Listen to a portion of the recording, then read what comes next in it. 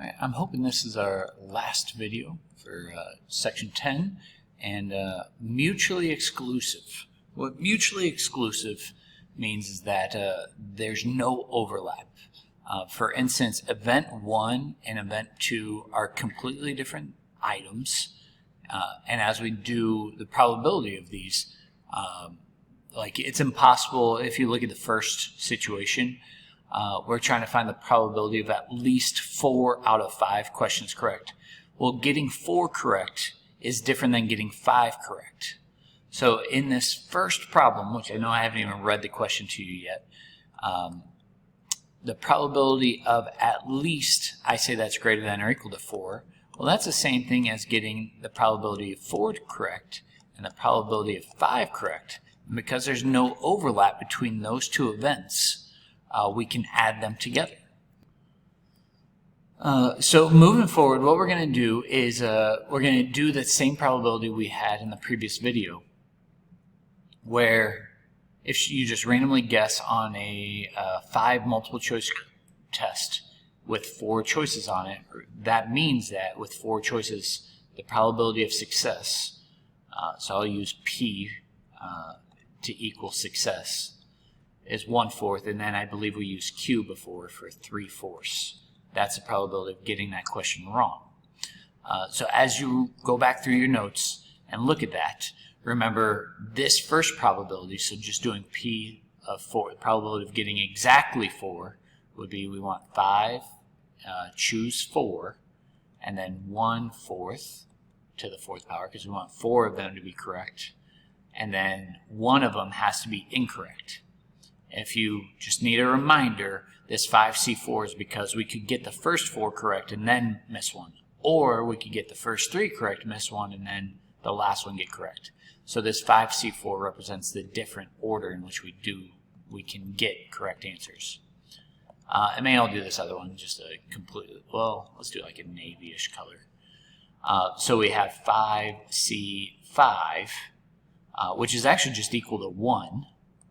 And then 1/4 to the 5th power, because we want all of them to be correct. And then 3/4. That was wrong. 3/4. I had it right up here, but then I copied it down wrong. To the 0 power. But as I just mentioned, 5C5, I hope we've done enough problems where you know that that answer is always 1. So let me just cross it off, because 1 times anything is that thing. And same thing with 3/4 to the 0 power. I hope you remember that that's just 1. So the formula still works for everything that we've done. And we can go to a calculator and type that in. And for the sake of time, I'm going to jump to the answer key and just give you the answer. So as you notice, the answer key sets it up a little bit differently. Probability of 4 out of 5. It's the same work. So that would give you 15 out of 1,024. Probability of getting all 5 correct. You can see all the work is exactly what I predicted it would be. And then you can add those two values together, and it reduces to 1 out of 64. So again, you can leave your answer as a fraction, unreduced or reduced, change it to a decimal, or change it to a percent. I'm good with any of those answers. So in these problems, now exercise 8, we've seen problems like this, where I'm using probability of rain as a success just because of the directions, but you could flip things around if you really wanted to. And then Q would be the failure, 0.6. And then the key word here is at most. So to me, that word at most is less than or equal to 2. So at least and at most, usually I use or equal to. And I think most math teachers do as well. So that's the same thing as probability of no days raining. Don't forget about that. Probability of 1 day raining, or the probability of 2 days raining. So as you go through the 7 days that we're going to do, this first one will be 7C0, which again, we've had a lot of practice with this. This is the same thing as 1. anytime you can get a shortcut to help you out, I think you should do that. Which means it needs to not rain all 7 days. And then there's 7 different ways that it can rain exactly once. That's what that is. In which case it cannot rain the other 6 days. So I hope you see where I'm getting all of this. 7C, 2 days when it should be raining. And again, I trust that you all can use a calculator. That means 5 days it's not raining. Go ahead and pause, try to figure this out, and then I'm jumping to the answer key. And again, they set it up a little bit differently than I do, where he writes out every single scenario. And I couldn't agree more with this statement, because I think some of you round these answers and then you add the rounded answers together to get your approximation. You should not round until the very, very end, which is why I'm glad I went ahead and looked at the answer key, because a lot of math teachers will do this to you. They'll mark it wrong if you truncate the answer too quickly. Truncate means you just chop all of this off. You do like 0.027 plus 0.131 plus 0.261. Well, your answer might be different. It might be the same, but don't round until the very end. Yeah, so I'm going to leave it like that. And by the way, I will not mark it wrong if you give me all 6 decimals. So if you're afraid of getting the answers marked wrong, go ahead and give me all decimals, just like it says right here. Otherwise, if anybody wants to round this correctly, this would round to 0.420, because that 9 will bump this 9 up to a 0, which would bump this 1 up to a 2. But anyway, you can check that work. If you have any questions, write them down, bring them to class. I think that's it for this page. And then I wanted to talk about the complement. I think this is a good place to end the semester. I've used phrase like this. I talked the other day, or in the previous video, about the tilde is a symbol that we use in probability to mean not. And that's what a complement is. So what does it mean to be a complement? And sometimes they put the event's complement, so it's like a subscript right here, is either an event happens or it doesn't happen. So no matter what, when you add those probabilities together, it equals 1. So why am I asking you to do this? Well, what you could do is, if I ask you for a probability of an event, it might be easier to find the complement, and you can see all he did is subtract 1 minus the probability of the complement over to get that answer. Because here's the thing. If I asked you for at least 2 heads, do you think it would be advantageous? Probability of at least 2 heads, I would say greater than or equal to. Do you really want to do the probability of 2 plus the probability of 3 plus the probability of 4? I'm already tired of writing it all the way until probability of 10. Probably not. So what's the complement of this event?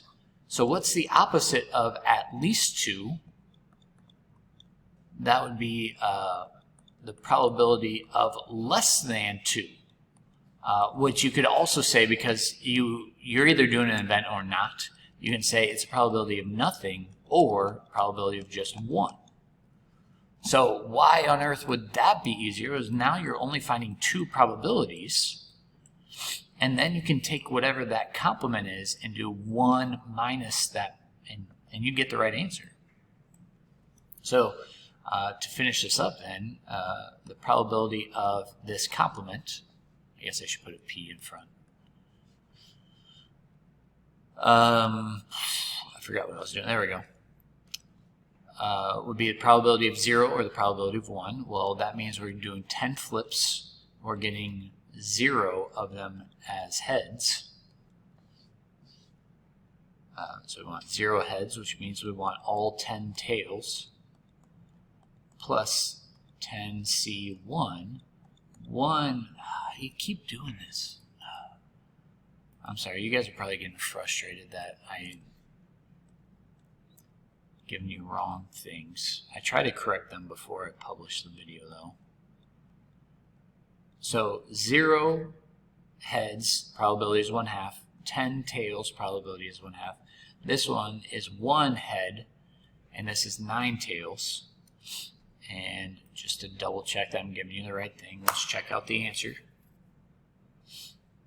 And by the way, I have no problems if you want to write things out instead of my shorthand. So this is the probability, this 11 out of 1024, is the probability of getting 0 heads or 1 heads. So what's the probability of getting 2 or more heads, which is what that statement is you can do 1 minus that value. And you can see the final answer there.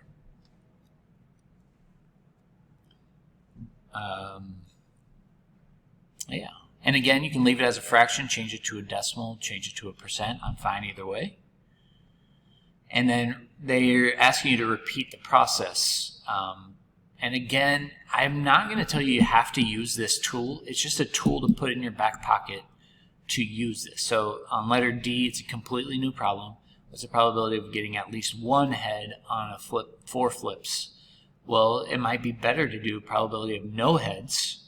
You can do the math that way, and then do 1 minus that value. All right. And I am kind of low on time, so I think I'll just walk you through this last problem. And by all means, you can hit pause in the video, copy things down, go back and re-watch anything you need to. So this is a carnival game. You're throwing bags at a board. When you have 4 congruent triangles, that means all 4 of these triangles are the same shape and size. A contestant pays $3 for 2 bags and will win if at least 1 bag lands in the shaded region. So the first part, what's the probability that the bag will land in the shaded region? Well, because all 4 are the same, what we want is 1, and this total sample space is 4 triangles, so 1/4. So how do you find the probability if somebody just plays once and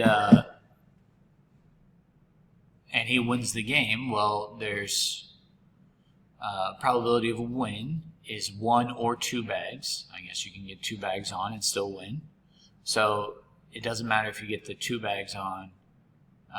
Of the 2 tosses, you only get 1 bag on, or of the 2 tosses, you get both bags on. And again, it doesn't matter which order you do it.